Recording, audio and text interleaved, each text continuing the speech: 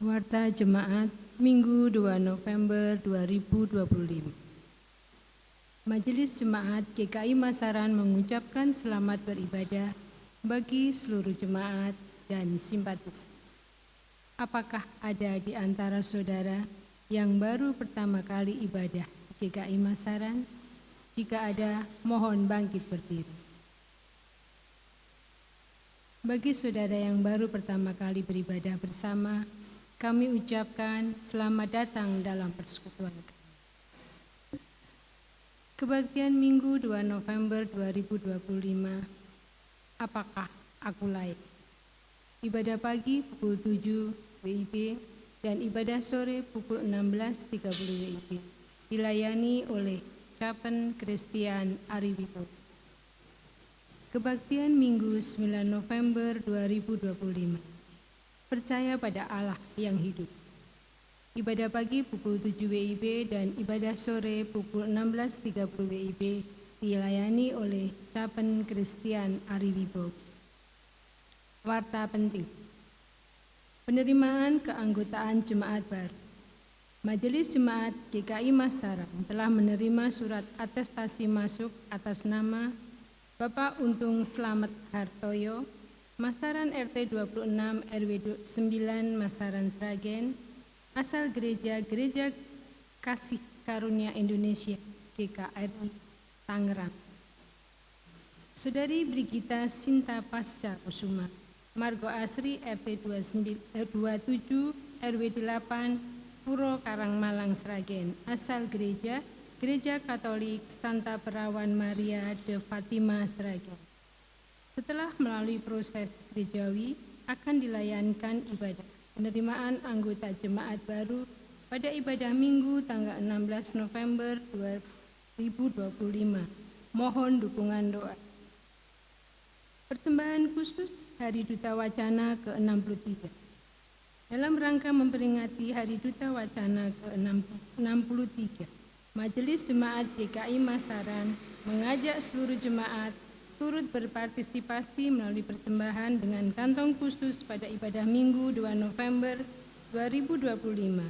Persembahan yang terkumpul akan diberikan Universitas Kristen Duta Wacana untuk mendukung program pembangunan rumah sakit. Tuhan Yesus memberkati. Pembangunan pastori. Majelis Jemaat merencanakan pembangunan pastori di Tegarejo RT 22A RW 8 Masaran Sragen sebagai rumah pelayanan bagi pendeta agar dapat menjalankan fungsi pelayanannya dengan lebih baik. Majelis Jemaat mengajak seluruh jemaat untuk berjalan bersama dalam mensukseskan rencana pembangunan pastori GKI Masaran dengan gerakan Rp2.000. Kami juga mengundang jemaat untuk mendoakan setiap proses, memberi dukungan dana dengan kerelaan dan sukacita, terlibat dalam karya pelayanan sesuai kemampuan masing-masing. Atas cinta, kesatuan, dan komitmen jemaat, Majelis Jemaat mengucapkan terima kasih. Tuhan yang memulai karya ini, Tuhan juga yang akan menyempurnakannya. Soli Deo Gloria. Informasi lingkup lebih luas. Persidangan Majelis Sinode GKI ke-23 2025. Persidangan Majelis Sinode GKI ke-25 2025 yang akan diselenggarakan pada hari Kamis dan Jumat 20 dan 21 November 2025 di Hotel Santika, Jalan Dr. Wahidin Sudirohusodo, nomor 788 Gresik. Penatua Dewi Mayangsari menjadi utusan dari PPMK Klasik. Mohon dukungan doa agar persidangan berjalan seturut pimpinan Tuhan. Selamat ulang tahun. Selamat ulang tahun untuk Bapak, Ibu, Saudara, Saudari yang berulang tahun di minggu ini. Kiranya kesehatan, sukacita, dan berkat Tuhan senantiasa memenuhi kehidupan saudara. Saudari Triani Nirmalasari, 26 Oktober. Saudara Pade Raja Putra Samosir, 28 Oktober. Ibu Galuh Fatmawati 28 Oktober, Ibu Sumarti 30 Oktober, anak Mahika Natia Kencana 2 November. Laporan persembahan kebaktian Minggu 26 Oktober 2025 dapat dilihat di layar berikut ini. Untuk update penerimaan persembahan dan rincian laporan keuangan bisa dilihat di Warta Cetak dan papan pengumuman. Demikian Warta Jemaat Minggu 2 November 2025. Selamat beribadah, Tuhan Yesus memberkati.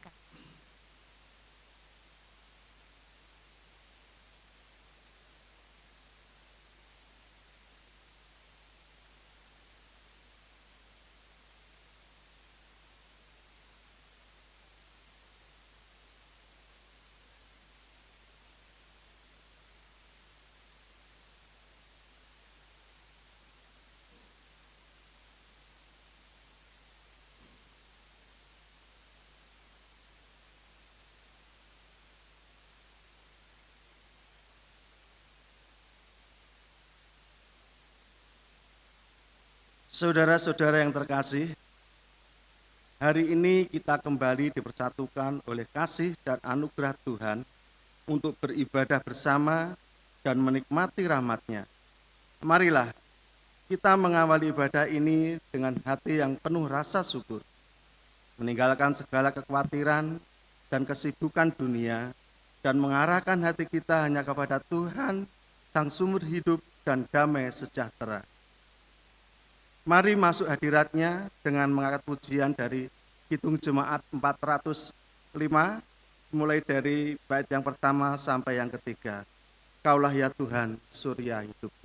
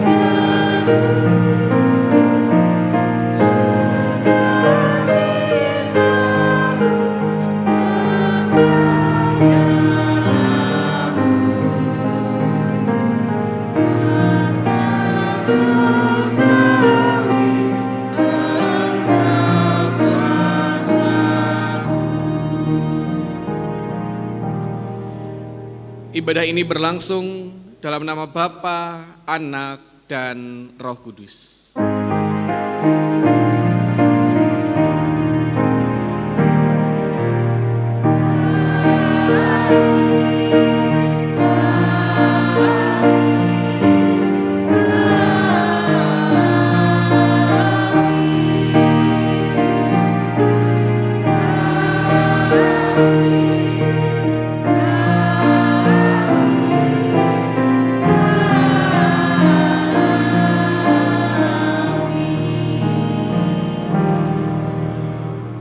kasih karunia dan damai sejahtera dari Allah Bapa kita dan dari Tuhan Yesus Kristus serta persekutuan Roh Kudus ada pada saudara sekalian. Dan beserta saudara juga. Dipersilakan.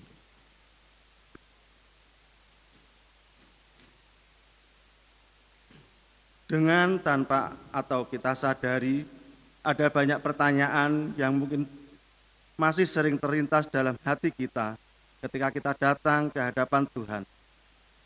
Apakah aku layak datang di hadapannya? Layakkah aku menerima kasih dan pengampunannya? Dan mungkin masih ada sederetan tanya lain yang meragukan keberadaan kita, seperti tema ibadah kita hari ini. Apakah aku layak?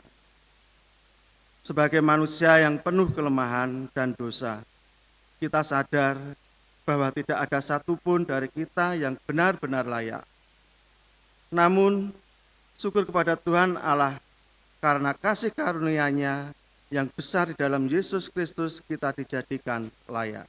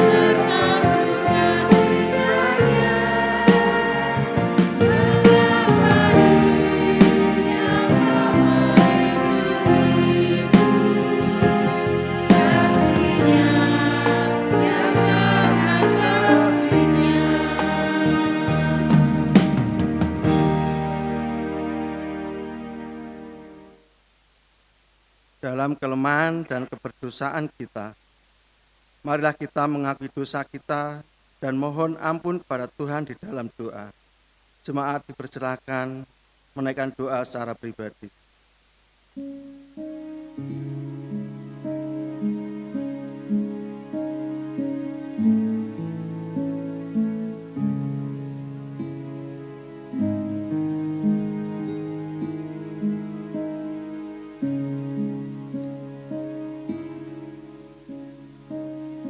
Tuhan, kami sungguh lemah dan tidak layak.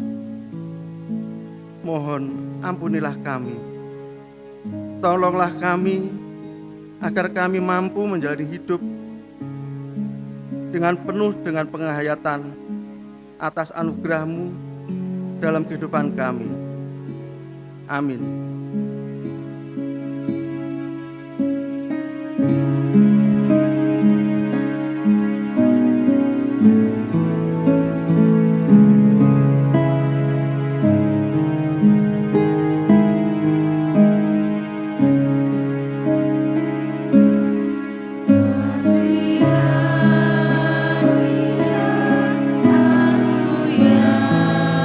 Aku yang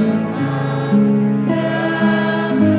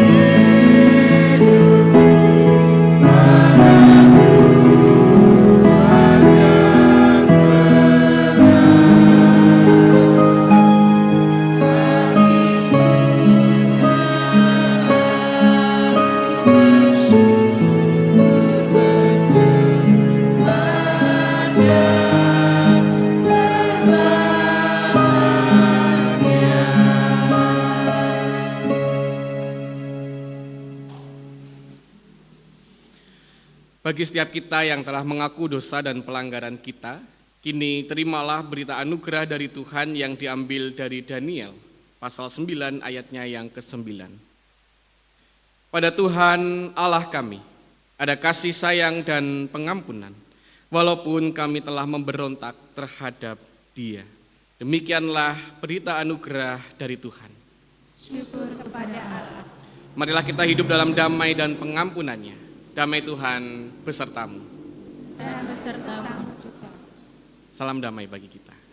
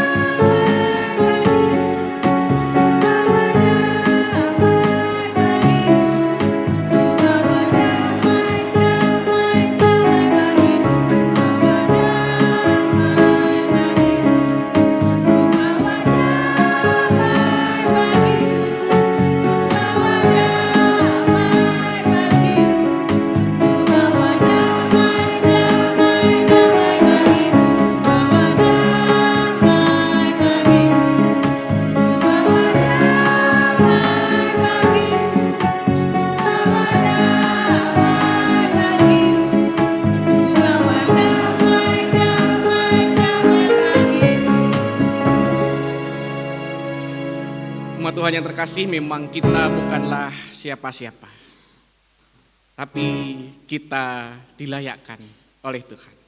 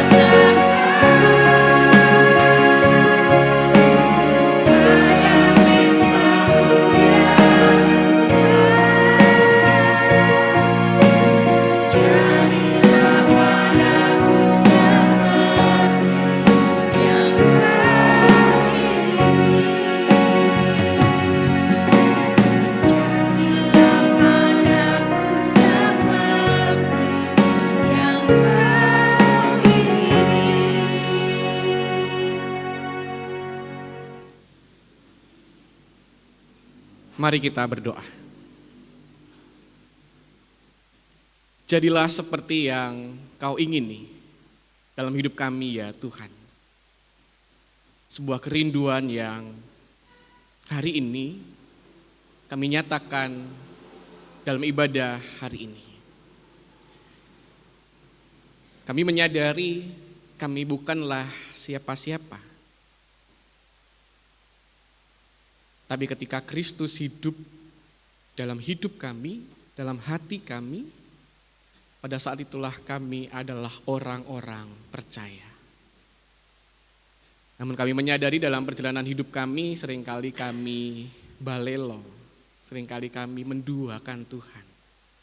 Dan untuk itu ya Tuhan, di kesempatan pada pagi hari ini, kami mau bersama-sama kembali belajar tentang anugerah Tuhan yang melayakkan setiap kami.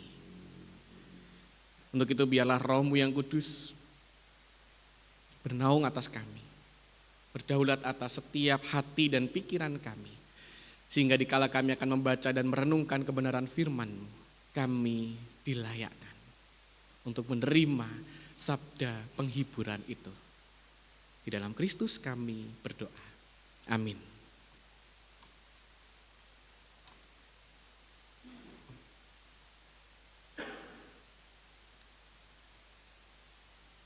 Bacaan pertama diambil dari Yesaya 1 ayat 10 sampai 18.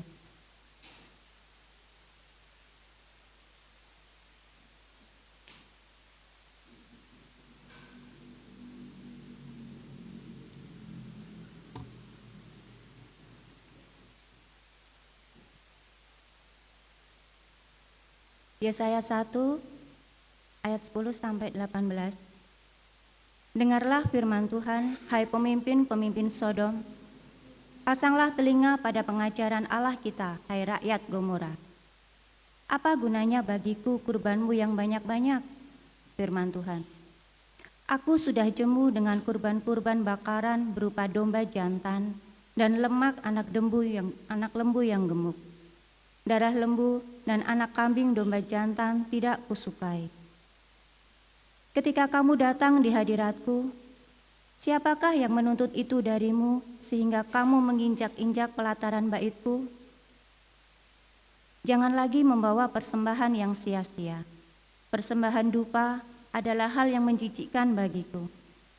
Perayaan bulan baru dan sabat atau pertemuan-pertemuan, aku tidak tahan melihat perkumpulan raya disertai kejahatan. Perayaan bulan baru dan hari-hari rayamu aku benci. Semua itu menjadi beban bagiku. Aku sudah lelah menanggungnya. Ketika kamu mengenakan tanganmu, aku akan menutup mataku terhadap kamu. Bahkan sekalipun kamu berkali-kali berdoa, aku tidak akan mendengarkannya, sebab tanganmu penuh dengan darah. Basuhlah, bersihkanlah dirimu. Jauhkanlah perbuatan-perbuatanmu yang jahat dari depan mataku. Berhentilah berbuat jahat, belajarlah berbuat baik, usahakanlah keadilan, kendalikanlah orang kejam, belalah hak anak-anak yatim, perjuangkanlah perkara janda-janda. Marilah, baiklah kita berperkara, firman Tuhan. Sekalipun dosamu merah seperti kirmisi, akan menjadi putih seperti salju.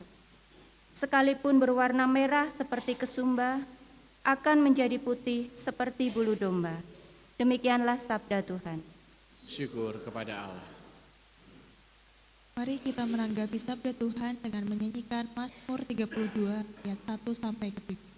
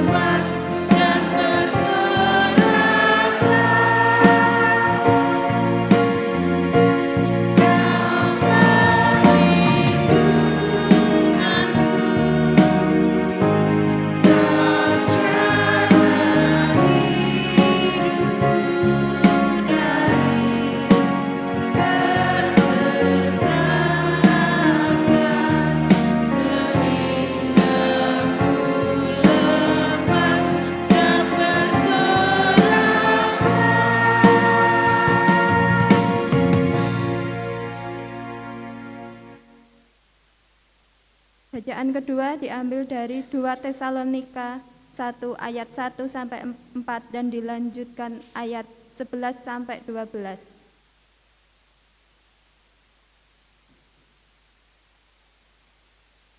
2 Tesalonika 1 ayat 1 sampai 4 dan dilanjutkan ayat 11 sampai 12. Dari Paulus, Silvanus dan Timotius kepada jemaat orang-orang Tesalonika di dalam Allah Bapa kita dan Tuhan Yesus Kristus. Anugerah dan damai sejahtera dari Allah Bapa kita dan Tuhan Yesus Kristus menyertai kamu. Kami harus selalu mengucap syukur kepada Allah karena kamu, saudara-saudara. Memang patutlah demikian, karena imanmu makin bertambah dan kasihmu seorang terhadap yang lain makin kuat di antara kamu. Sehingga dalam jemaat-jemaat Allah kami sendiri bermegah tentang kamu karena ketabahanmu dan imanmu dalam segala penganiayaan dan penindasan yang kamu derita. Ayat 11. Karena itu, kami senantiasa berdoa juga untuk kamu, supaya Allah kita menganggap kamu layak bagi panggilannya dan dengan kekuatannya menyempurnakan segala kehendakmu untuk berbuat baik dan menyempurnakan segala pekerjaan imanmu. Sehingga nama Yesus Tuhan kita dimuliakan di dalam kamu dan kamu di dalam Dia menurut anugerah Allah kita dan Tuhan Yesus Kristus. Demikianlah sabda Tuhan. Syukur kepada Allah. Bacaan Injil Tuhan Yesus diambil dari Injil Lukas 19 ayat 1 sampai 10.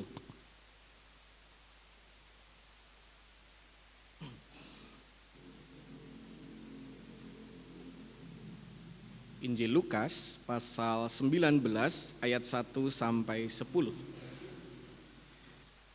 Yesus masuk dan melintasi kota Yeriko. Di situ ada seorang bernama Zakeus, kepala pemungut cukai, dan ia orang yang kaya. Ia berusaha untuk melihat siapakah Yesus itu. Tetapi ia tidak berhasil oleh karena orang banyak, sebab badannya pendek. Ia pun berlari mendahului orang banyak lalu memanjat pohon ara untuk melihat Yesus yang akan lewat di situ. Ketika Yesus sampai ke tempat itu, ia melihat ke atas dan berkata kepadanya, "Zakeus, segeralah turun, sebab hari ini aku harus menumpang di rumahmu." Zakeus pun segera turun dan menerima Yesus dengan sukacita. Melihat hal itu, semua orang mulai bersungut-sungut, katanya, "Ia menumpang di rumah orang berdosa." Namun Zakeus berdiri dan berkata kepada Tuhan, "Tuhan, lihatlah, setengah dari milikku akan kuberikan kepada orang miskin, dan sekiranya ada sesuatu yang kuperas dari seseorang akan kukembalikan 4 kali lipat." Kata Yesus kepadanya, "Hari ini telah terjadi keselamatan pada rumah ini, karena orang ini pun anak Abraham. Sebab Anak Manusia datang untuk mencari dan menyelamatkan yang hilang." Demikianlah Injil Yesus Kristus. Berbahagialah orang yang mendengar firman Allah, menaruh dalam hatinya dan melakukannya. Haleluya.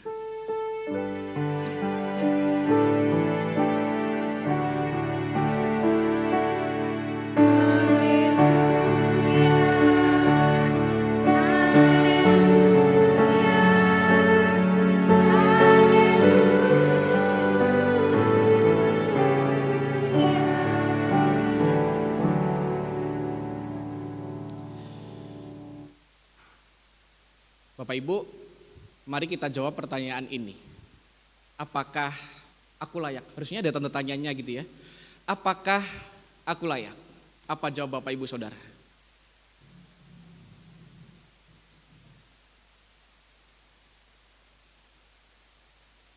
Bapak Ibu, bayangkan di sini ada Tuhan Yesus lalu bertanya, "Apakah kamu layak?"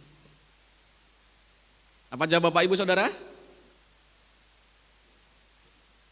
siapakah aku ini Tuhan?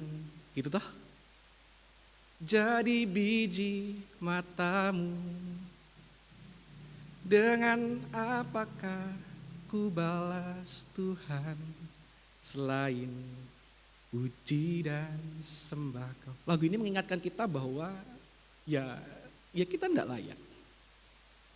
Jadi sebetulnya pertanyaan tema ini, apakah aku layak? Sebetulnya saya yakin setiap kita punya jawabnya. Dan jawaban kita 100% saya yakin tidak layak. Betul? Siapa yang merasa layak? Boleh angkat tangan? Tidak ada. Karena memang manusialah adalah pribadi yang tidak layak. Bahkan ketika manusia berpikir, karena aku hidupku berdosa, aku mau kasih Tuhan banyak hal supaya aku dilayakkan. Lalu apa yang dilakukan oleh manusia? Ketika dikunjungi oleh capen atau oleh pendeta, oleh penatua, Pak, Bu, jadi majelis ya? Ya, mau. Lalu kasih persembahan banyak, perpuluhannya banyak, bulanannya banyak, pembangunan pastori 2000 dikali 100 gitu ya. Jadi berapa itu? Banyak, pelayanannya getol, tiap hari beribadah, tiap hari bersekutu, tiap hari melayani. Tapi hati-hati, sebetulnya kita sedang membawa diri kita pada pengampunan, pada pertobatan, atau kita sedang menyogok Tuhan untuk melayakkan kita dengan pemberian-pemberian kita, dengan pelayanan-pelayanan kita. Tuhan, aku melayani supaya aku diampuni. Pada satu sisi ya ada baiknya, tapi kita memaksa Tuhan. Inilah yang terjadi dalam teks kitab Yesaya, Bapak Ibu. Kalau kita cermati surat nubuatan Nabi Yesaya kepada umat Israel ini, kita berjumpa dengan Tuhan yang menolak semua pemberian, kan gitu toh? Kasih persembahan kurban bakaran, tidak mau. Padahal kan dalam perjanjian lama, kurban bakaran itu kurban yang paling harum. Yang dibakar itu bukan dagingnya, tapi lemak gitu ya. Jadi lemak itu dibakar di atas tungku begitu, jadi ketika uapnya naik, nah itulah yang disukai Tuhan. Jadi kalau kita suka lemak, ya karena Tuhan suka lemak gitu ya. Itu yang disukai Tuhan, tapi dalam kitab Yesaya Tuhan mengatakan, tidak mau, emoh. Bahkan kalau kita cermati Bapak Ibu, Nabi Yesaya menyamakan orang Israel dengan orang-orang Sodom dan Gomora. Perhatikan ayat 1 yang dikatakan di sana. Bagaimana surat Nabi Yesaya ini kan ditujukan kepada orang Israel toh, bukan kepada Sodom dan Gomora.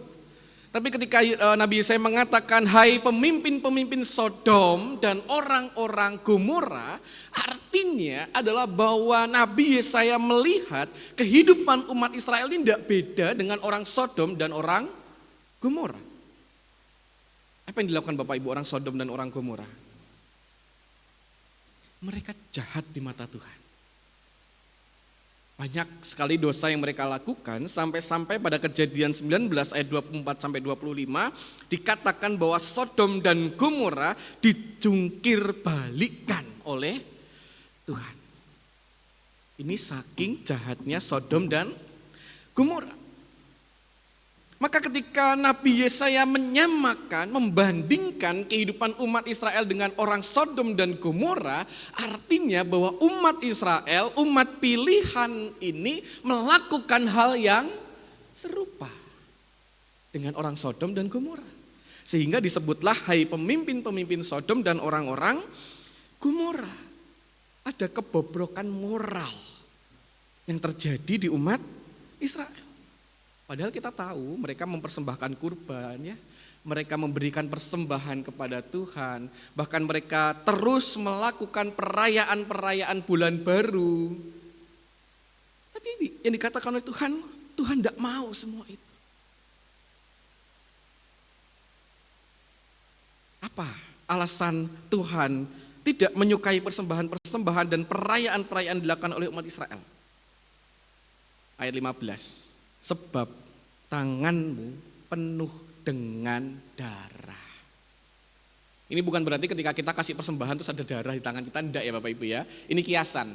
Artinya bahwa ketika umat Israel ini hidup terus melakukan persekutuan-persekutuan, terus melakukan peribadahan-peribadahan, terus merayakan perayaan-perayaan bulan baru, terus memberikan persembahan kepada Tuhan bahkan mungkin lebih banyak, semuanya sia-sia karena hidupnya tidak benar di hadapan Tuhan. Frasa tanganmu penuh dengan darah, ini menandakan bagaimana umat Israel ini tidak penuh kasih terhadap sesamanya, tidak penuh pengertian terhadap sesamanya, tidak mau saling bantu, bahkan saling menindas satu dengan yang lain.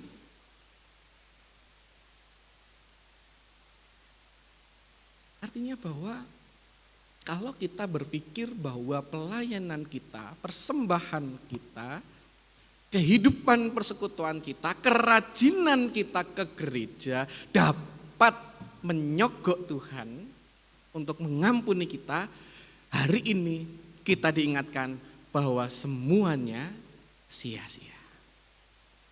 Semuanya tidaklah berguna. Terus kalau gitu bagaimana? Apakah selamanya kita tidak layak? Ya. Tapi ingatlah sebuah perkataan dari seorang tokoh teolog bernama Henry Nouwen. Dia mengatakan Tuhan tidak pernah memanggil orang layak. Kalau Bapak Ibu ingat kisah-kisah perjanjian lama, tidak ada satu tokoh pun yang layak. Bahkan Yesaya pun juga bukan orang layak. Ketika ia dipanggil oleh Tuhan, dia mengatakan, Tuhan hidupku najis bibir. Kan gitu toh Yesaya. Tapi apa yang dilakukan oleh Tuhan?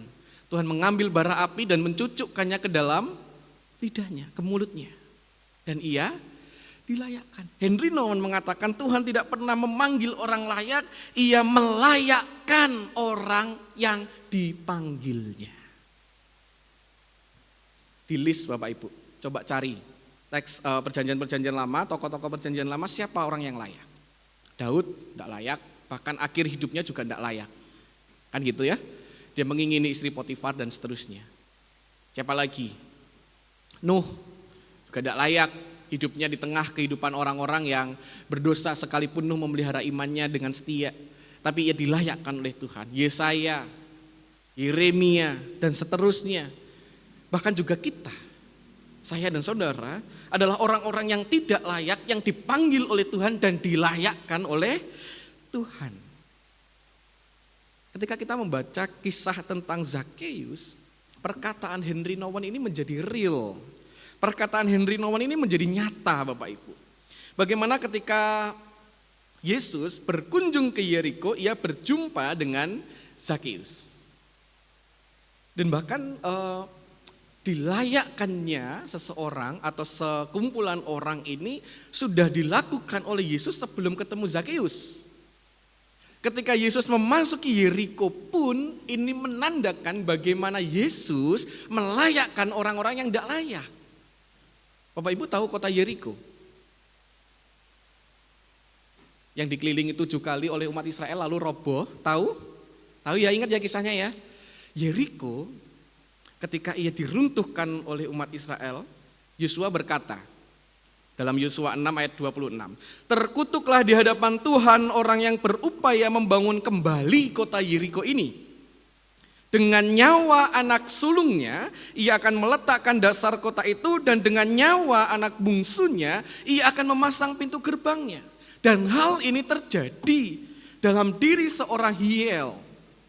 Kalau baca nanti Bapak Ibu ya, dalam 1 Raja-Raja 16 ayat 34, Hiel seorang Betel, ia berusaha membangun Yeriko ini dengan mengorbankan anak sulung dan bungsunya. Kota Yeriko dibangun di bawah kutukan. Dibangun di bawah dosa. Tapi lihatlah Yesus, ia berjalan menuju Yeriko. Artinya apa? Yesus tidak peduli dengan kutukan itu. Dan bahkan lebih besar, Yesus mampu mengatasi kutukan itu. Yesus mampu mengatasi dosa itu. Untuk itulah Yesus melalui Yeriko ketika ia mau ke Yerusalem. Itu yang pertama. Nah maka yang kedua Bapak Ibu, ketika Yesus telah memasuki Yeriko, Yesus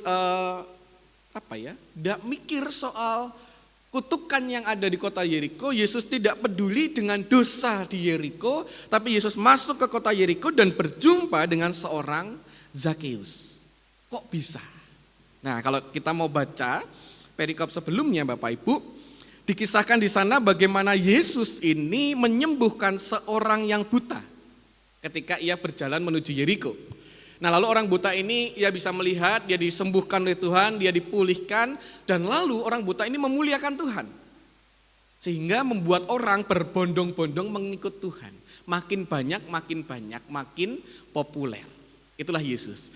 Maka ketika masuk Yeriko, semua orang berseru, ada Yesus, ada Yesus, ada Yesus. Zakeus kepo. Tahu kepo Bapak Ibu? Tahu ya? Kepo itu pengen tahu. Nah, kepo itu kalau misal tetangga lagi rame, Bapak Ibu nguping. Nah itu kepo tuh ya. Zakeus kepo, siapa Yesus? Orang seperti apa Yesus sehingga diidam-idamkan oleh orang banyak ini. Lalu yang dilakukan oleh Zakeus, dia berlari untuk ketemu Yesus. Bapak Ibu, for your information, FBI gitu ya. Nama Zakeus ini sebetulnya artinya adalah benar. Arti nama Zakeus, Zakei itu kalau diterjemahkan, diartikan artinya adalah benar. Maka Zakeus harusnya orang benar. Tapi kita tahu bersama siapa Zakeus? Kepala pemungut cukai. Kalau Bapak Ibu ingat ibadah minggu lalu kita berbicara soal orang Farisi dan seorang pemungut cukai. Apa yang dikatakan oleh orang Farisi? Pemungut cukai ini orang berdosa. Terlebih lagi kepala pemungut cukai lebih berdosa. Zakeus orang benar, arti namanya hidupnya tidak benar. Sebuah kontradiksi yang menarik gitu ya. Nah maka sebetulnya Bapak Ibu pemungut cukai itu ini bagi saya ya tidaklah salah. Pemungut cukai itu pekerjaan yang umum. Mereka ditunjuk oleh Kekaisaran Romawi untuk mengambil pajak kepada orang-orang ini yang lalu pajaknya diberikan kepada Kekaisaran Roma. Sebuah pekerjaan yang umum toh. Seperti ya katakanlah kalau di Indonesia itu bea cukai, gitulah ya. Pemungut cukai itu ya bea cukai. Yang menjadi salah, yang menjadi keliru adalah para pemungut cukai ini ngambilnya lebih banyak.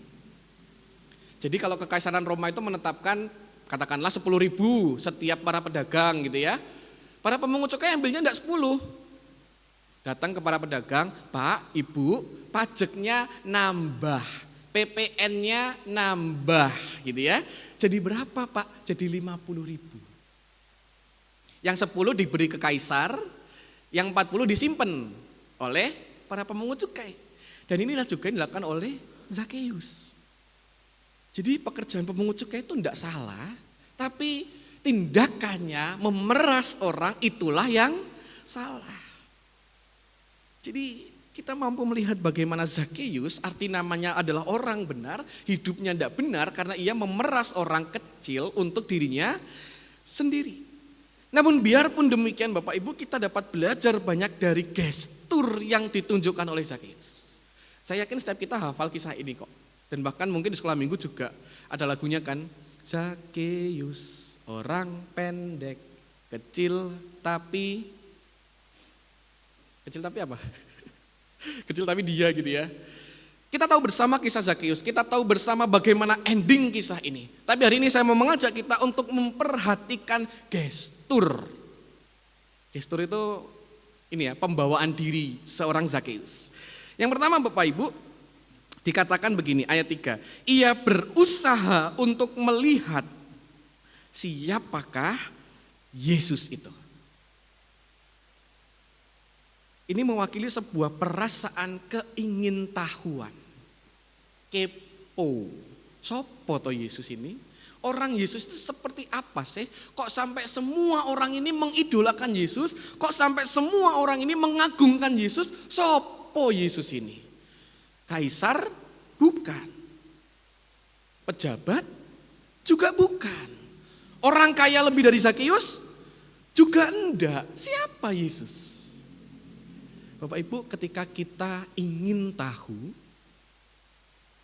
apa yang kita lakukan? Cari tahu gitu toh. Kalau kita ingin tahu tentang keluarga seseorang, atau katakanlah saya sebagai orang baru ingin tahu sopo Thomas Ari ini, kan cari tahu. Facebooknya apa, rumahnya di mana, Instagramnya apa, keluarganya siapa, kan berusaha untuk mencari tahu. Dengan cara apa? Tanya, dengan cara stalking atau apapun gitu ya. Zakeus ingin tahu Yesus itu, keingintahuan Zakeus tentang Yesus ini menjadi modal penting untuk perjumpaan yang mengubahkan. Rasa ingin tahu itu membawa kita pada sebuah pencarian dan pengenalan. Maka kalau kita sudah tidak ingin tahu tentang Yesus, karena kita sudah merasa aku wis Kristen, aku wis percaya Yesus, aku wis tidak ingin tahu tentang Yesus, saat itu kita mati. Kita tidak lagi cari Tuhan, kita tidak lagi tahu, kita tidak lagi pengen kenal Tuhan. Iman kita terhenti, stuck, yowis gitu, segitu tok.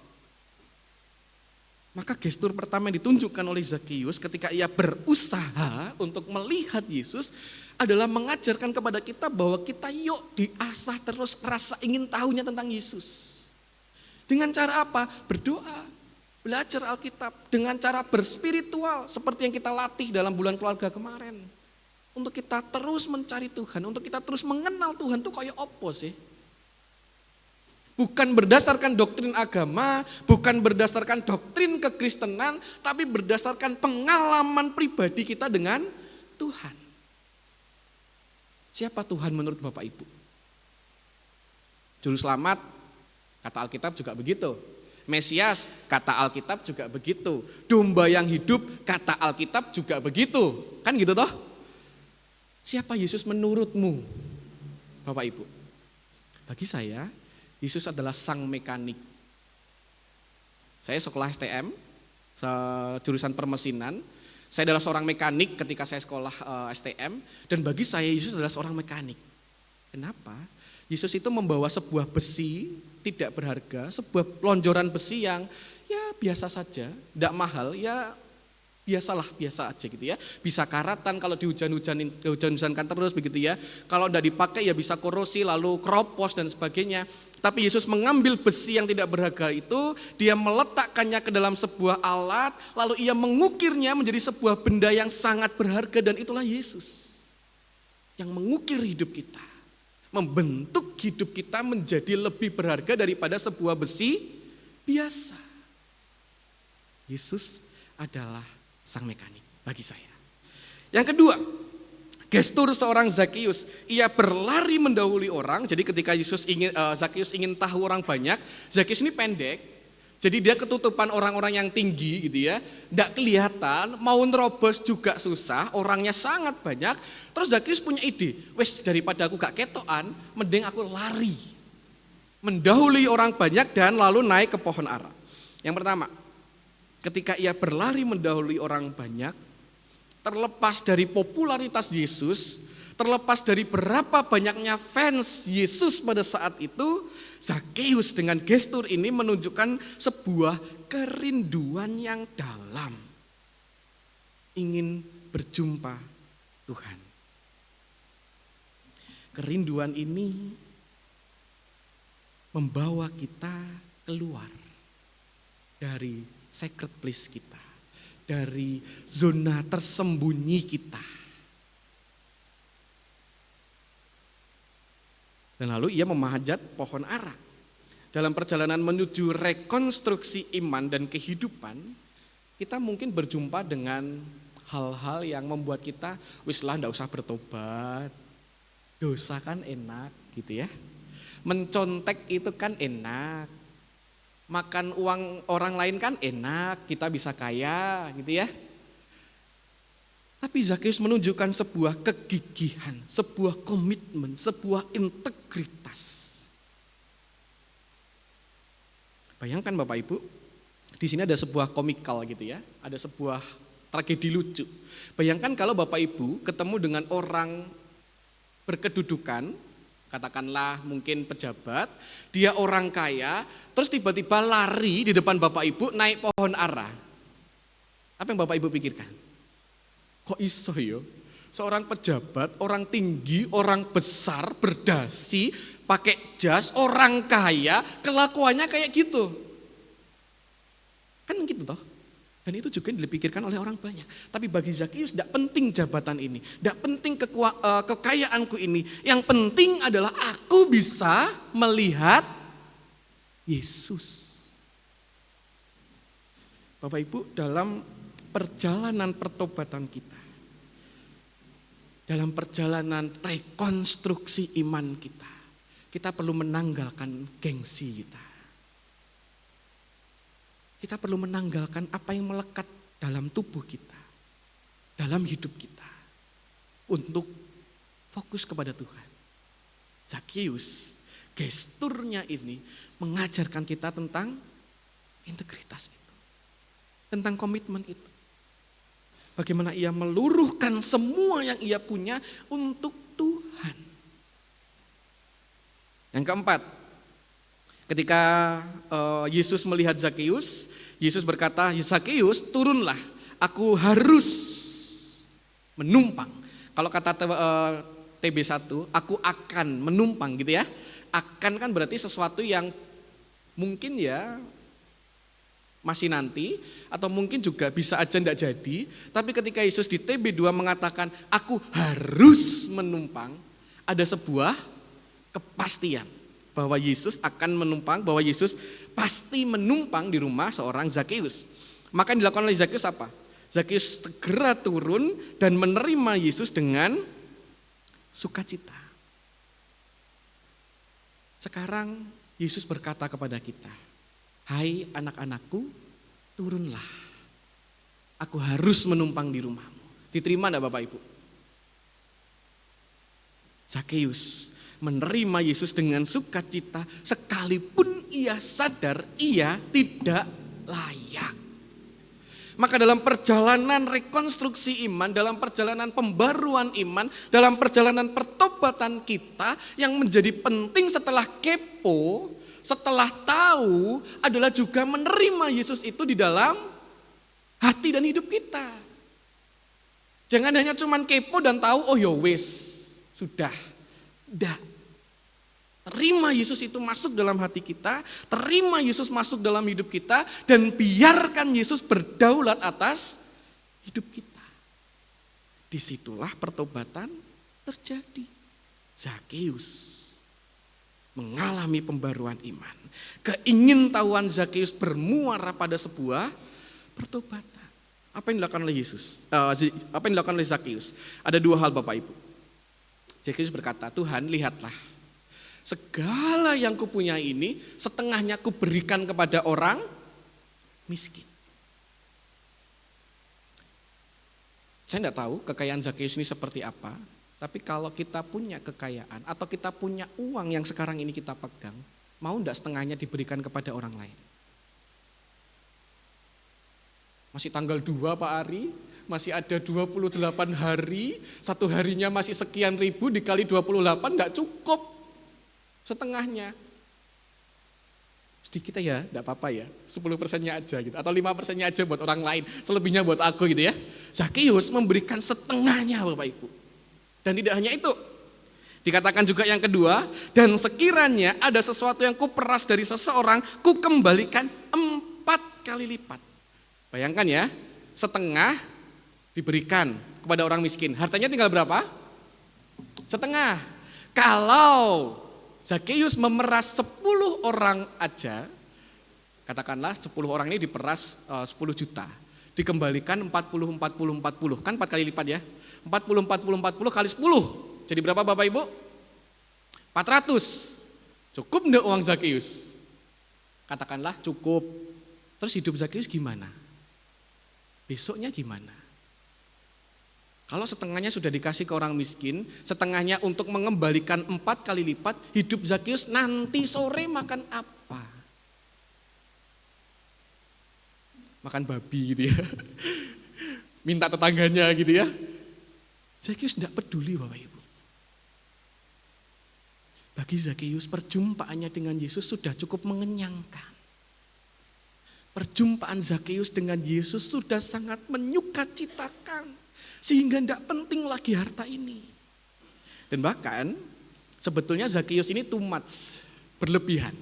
Kalau kita membaca kitab Imamat 6 ayat 5 dan Bilangan 5 ayat 7, sebetulnya Bapak Ibu dalam kasus pemerasan, orang yang memeras seseorang yang lain cukup mengembalikan 1/5 apa yang diperas. Tidak harus 4 kali lipat. Tapi Zakeus mengembalikan 4 kali lipat. 1/5 kali sekian yang dikembalikan oleh Zakeus. Bapak Ibu, gestur-gestur yang ditunjukkan oleh Zakeus dalam perjumpaannya dengan Yesus menunjukkan kepada kita bagaimana transformasi kehidupan itu benar-benar dilakukan oleh Zakeus. Dia tidak hanya sekedar memberi, atau dengan kata lain yang lebih tepat, dia memberi atas dasar syukurnya karena ia berjumpa dengan Tuhan, karena Tuhan mau singgah dalam hidupnya, dalam rumahnya, sekalipun ia tidak layak. Inilah yang harusnya kita teladani. Kita ini tidak layak. Tapi ketika Tuhan singgah dalam hidup kita, harusnya persembahan kita, pelayanan kita bukan didasarkan untuk menyukakan hati Tuhan dengan tanda kutip menyogok Tuhan, tapi karena Tuhan sudah lebih dulu memberi hidup kita, maka kita memberi Tuhan melalui sesama, melalui gereja. Bapak Ibu Saudara, gereja bukanlah sebuah ruang yang dipenuhi dengan orang-orang layak. Saya, prokantor, pemusik, multimedia, setiap kita, anggota jemaat Tuhan adalah orang-orang yang tidak layak. Yang hari ini dipanggil Tuhan. Yang hari ini tangan Tuhan terulur bagi setiap kita, yuk tak layakkan, mau ndak. Di tengah dunia yang mudah untuk mencela dan melabeli orang-orang berdosa, gereja harusnya menjadi ruang yang menerima, yang merangkul, yang memeluk dan menumbuh bersama. Dalam ketidaklayakan itu seraya merayakan kasih Allah yang terus dan terus dicurahkan bagi saya dan saudara. Sayangnya seringkali dosa kita dipakai oleh mereka yang tidak terlihat untuk kita terus merasa tidak layak. Sehingga kita mengatakan, Tuhan doanya nanti ya, aku tidak layak. Aku hari ini berdosa. Tuhan pelayanannya nanti ya, aku tidak layak, aku berdosa. Tuhan ibadahnya nanti ya, aku tidak layak, aku berdosa. Sampai kapan? Sampai Tuhan memanggil? Semuanya akanlah sia-sia. Karena kita mengandalkan diri kita sendiri. Yang ada justru kita makin jauh dari Tuhan, kita makin tenggelam dalam dosa kita makin tenggelam dalam secret place with secret sin kita tenggelam dalam zona nyaman kita dengan dosa kita, dan kita semakin kehilangan Tuhan. Bukan Tuhan yang menjauh, tapi kita yang lari. Karena kita berdosa, karena kita tidak layak. Mau sampai kapan? Gelas yang berisi endapan kopi tidak mungkin bisa bersih sendiri Bapak Ibu. Gelas yang berisi endapan kopi itu harus disiram dengan air yang terus menerus, dengan air jernih yang terus dan terus, supaya endapan itu terurai ke atas dan lalu gelas itu menjadi penuh dengan air yang bersih. Siapa air itu? Tuhan. Kita butuh Tuhan dalam pertobatan kita. Kita tidak bisa jalan sendiri. Kita tidak bisa mengandalkan diri kita, hidup kita, dan lalu kita menolak Tuhan. Tidak bisa. Kita butuh Tuhan. Kita butuh Roh yang kudus itu. Kita butuh Allah itu untuk merengkuh kita, membawa kita pada pemurnian iman. Sama seperti Zakeus. Zakeus tidak bisa bertobat tanpa perjumpaannya dengan Tuhan. Zakeus mungkin terus menjadi kepala pemungut cukai sampai hari ini kalau dia dulu tidak ketemu Yesus. Kalau dia tidak memaksa diri ketemu Yesus. Kalau dia tidak berusaha untuk naik ke pohon ara berjumpa dengan Yesus, Zakeus tidak mungkin bertobat. Maka mari Bapak Ibu. Saya tidak layak. Para penatua ini tidak layak. Para pelayan Tuhan ini tidak layak. Setiap kita tidak layak.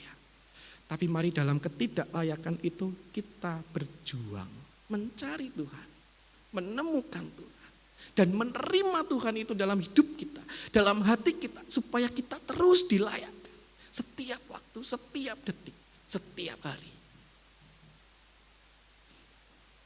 Kasih Bapa itu terus ada bagi saya dan saudara. Kasih Allah itu terus dicurahkan, tangan Tuhan terus terulur bagi kita. Untuk merengkuh kita, membawa kita pada hidup yang baru bersama dengan Tuhan. Mari kita respon kasih Allah itu dalam hidup kita dengan kita mencari Tuhan, berusaha menemukan Tuhan dan menerima Tuhan dalam hati dan hidup kita. Karena apalah arti ibadahmu kepada Tuhan kalau tidak ada sujud dan syukur. Amin. Saat hening bagi kita sekalian.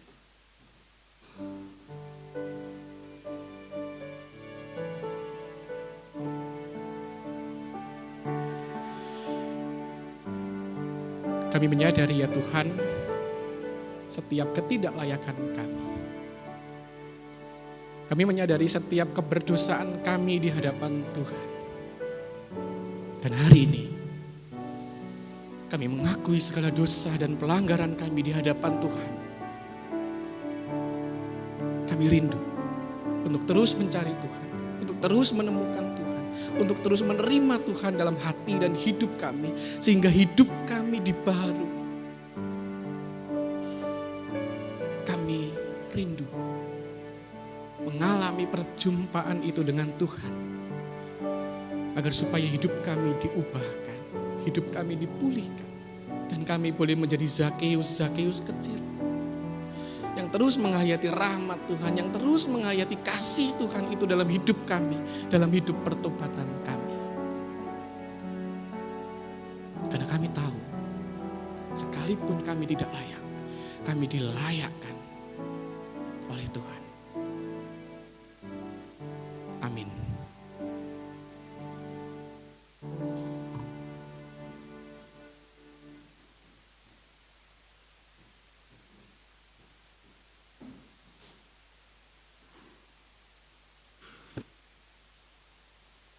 Bersama dengan umat Allah di segala abad dan tempat, marilah kita memperbarui iman percaya kita dan mengucapkan pengakuan iman rasuli bersama-sama.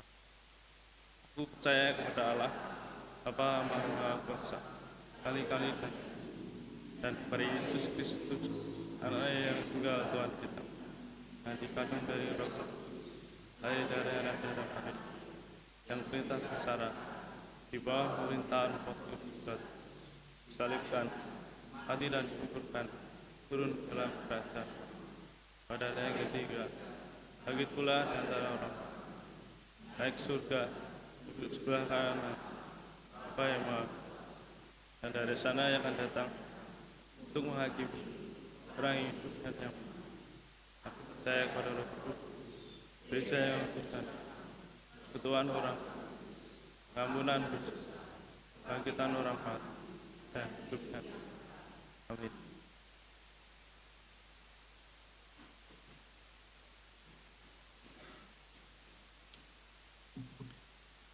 Kita akan bersama-sama menaikkan syafaat kita dan akan kita akhiri dengan menyanyikan doa Bapa kami. Mari kita berdoa. Sungguh kami bersyukur untuk kasih Tuhan yang terus memanggil kami kembali ketika kami jauh dari Tuhan karena dosa-dosa kami, karena pelanggaran-pelanggaran kami. Namun hari ini kami diingatkan bagaimana Tuhan senantiasa mengulurkan kasih Tuhan itu bagi hidup kami. Dan ajarkan kami ya Tuhan untuk merespon kasih Tuhan itu dalam hidup pertobatan kami yang sungguh di dalam Tuhan. Karena kami sadar bahwa kami tidak mampu melakukannya seorang diri. Kami senantiasa memerlukan pertolongan Tuhan. Dan kami juga memerlukan pertolongan Tuhan tatkala kami mengingat saudara-saudari kami yang hidup dalam pergumulan kesehatan. Yang kami ingat untuk Ibu Inggriani, Bapak Mariono, Ibu Wiro, Bapak Sukiran, Ibu Ami Kristina, Bapak Libra Priya Sentosa, Bapak Sunarto, Bapak Yohanes Budi, Ibu Partina, Opung Nerlian Sianturi, Ibu Lucianawati, Ibu Andriani, dan juga pemulihan Ibu Sumarti, serta saudara-saudari kami yang tidak dapat kami sebutkan namanya satu persatu. Ya Bapak, Engkau yang mengetahui kondisi mereka, Engkau yang mengetahui pergumulan kesehatan mereka. Biarlah kami boleh terus menjadi bagian dalam doa-doa kami bagi kesembuhan mereka, dan terlebih Tuhan yang boleh berkenan bagi kesembuhan dan pemulihan saudara-saudari kami. Kami yakin dan percaya di dalam Tuhan segalanya menjadi mungkin. Kami yakin dan percaya bahwa di dalam Tuhan tidak ada yang mustahil. Sekalipun bagi manusia itulah tidak mungkin. Dan biarlah kami boleh terus percaya bersama dengan saudara-saudari kami dalam kelemahan mereka. Percaya kepada kuasa Tuhan, anugerah Tuhan, rahmat Tuhan. Apapun yang mereka alami, apapun yang saudara-saudari kami hadapi, biarlah mereka boleh terus menghadapinya bersama dengan Tuhan di dalam pengharapan kesembuhan dan kesehatan mereka. Kami juga berdoa bagi gereja-Mu ya Tuhan, bersyukur untuk setiap pengalaman, bersyukur untuk setiap cerita perjalanan gereja yang boleh terus kami hayati sebagai anugerah dan pertolongan cinta kasih Tuhan bagi GKI Masaran, bagi setiap persekutuan-persekutuan, dalam setiap pelayanan-pelayanan, dalam setiap berkat yang kami alami dari lalu hingga hari ini, yang kami terus yakin dan percaya hingga ke depan. Dan biarlah kami boleh terus nantiasa menghidupi kasih Tuhan itu dalam hidup menggereja kami. Kami berdoa bagi pergumulan gereja-Mu di tempat ini. Kami berdoa khususnya bagi proses pembangunan pastori ya Tuhan, yang menjadi misi besar kami sebagai gereja. Kiranya Tuhan yang juga boleh terus membawa kami dalam pengharapan Tuhan. Sekalipun mungkin bagi kami cukup mustahil untuk kami mendirikan rumah pastori, namun kami memiliki Tuhan yang kaya dalam segala sesuatu. Biarlah Tuhan yang juga menggerakkan setiap orang untuk berpartisipasi, setiap umat, bahkan juga mereka yang dari luar GKI Masaran, untuk juga membagikan kasih mereka dalam pembangunan pastori ini. Kami yakin dan percaya melalui setiap panitia yang boleh Tuhan panggil dan Tuhan layakkan, pembangunan pastori ini dapat berjalan dengan baik. Kami juga percaya Tuhan yang akan terus mengawal setiap proses yang harus ditempuh. Tuhan sendiri yang akan terus membangun rumah pastori ini bagi setiap kami, umat-Mu di tempat ini. Kami juga berdoa bagi pergumulan program-program kerja, baik yang sudah dilaksanakan maupun yang akan dilaksanakan. Biarlah Tuhan yang juga terus mengawal setiap panitia yang dipercaya, Tuhan yang menuntun setiap badan pengurus komisi yang ada. Biarlah mereka boleh terus menjalankan setiap program kerja dengan hikmat dan takut akan Tuhan. Kami juga berdoa bagi bangsa dan negara kami ya Tuhan, di dalam segala pergumulan yang ada, pergumulan ekonomi, politik, maupun juga bencana-bencana alam yang terjadi di sekitar kami.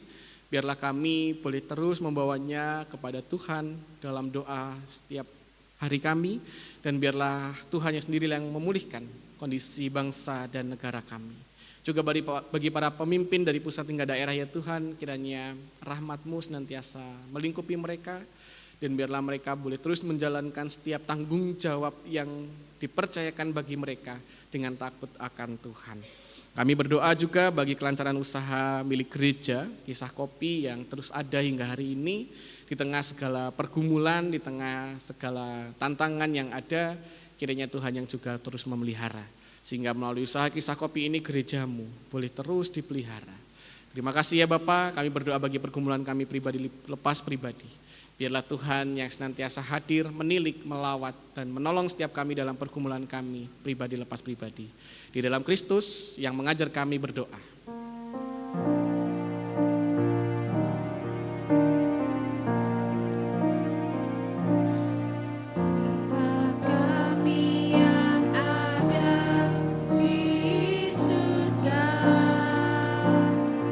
Di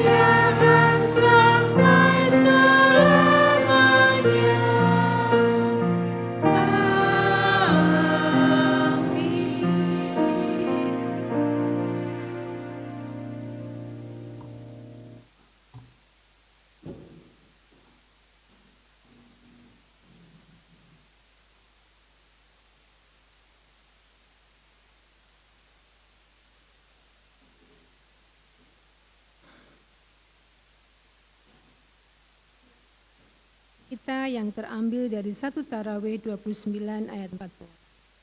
Sebab siapakah aku ini dan siapakah bangsaku, sehingga kami mampu memberikan persembahan sukarela seperti ini. Sebab darimulah segala-galanya, dan dari tanganmu sendirilah persembahan yang kami berikan kepada. Pada hari ini ada tambahan 1 kantong khusus untuk Universitas Kristen Duta Wacana untuk mendukung program pembangunan rumah sakit.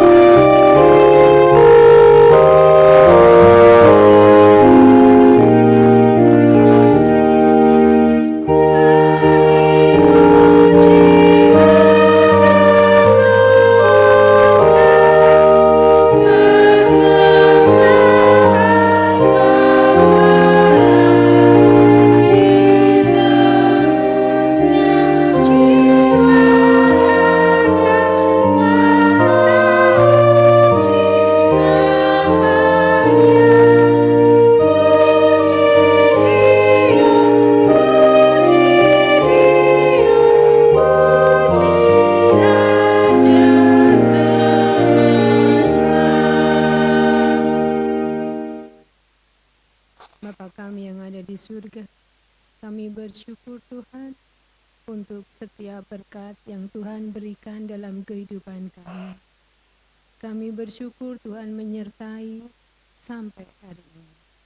Pada pagi hari ini kami membawa persembahan kami, kiranya Tuhan berkati, berikan hikmat pada pengelolanya, agar dimampukan dan dilayakkan mengelola dengan baik untuk pelayanan di GKI. Kami menyerahkan kehidupan kami selanjutnya ke dalam tangan kuasa-Mu, Bapa. Kami menyerahkan pekerjaan kami dan apapun yang kami lakukan, biarlah semua seturut dengan kehendak. Dalam nama Yesus, kami berdoa dan mengucap syukur. Amin.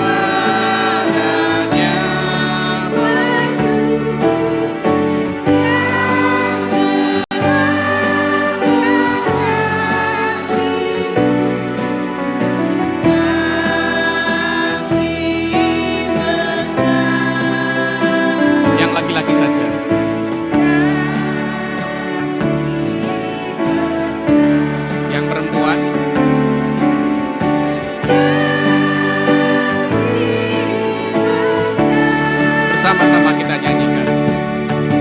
Tidak terhingga dan ajaib benar, kasih besar.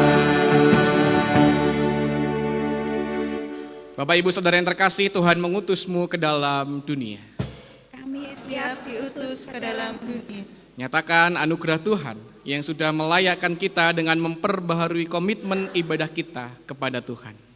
Dengan demikian kami menjadi saksi Kristus Terpujilah Allah Bapa, Anak, dan Roh Kudus. yang tidak pernah memisahkan kami dari kasih-Nya sekarang dan selama-lamanya. Ini mari bersama-sama kita menyambut kasih Tuhan dengan hidup pertobatan kita dan menerima berkat Tuhan. Tuhan memberkati kita dan melindungi kita. Tuhan menyinari kita dengan wajah-Nya dan memberi kita kasih karunia. Tuhan menghadapkan wajah-Nya kepada kita dan memberi kita damai sejahtera kini dan selamanya. Amin.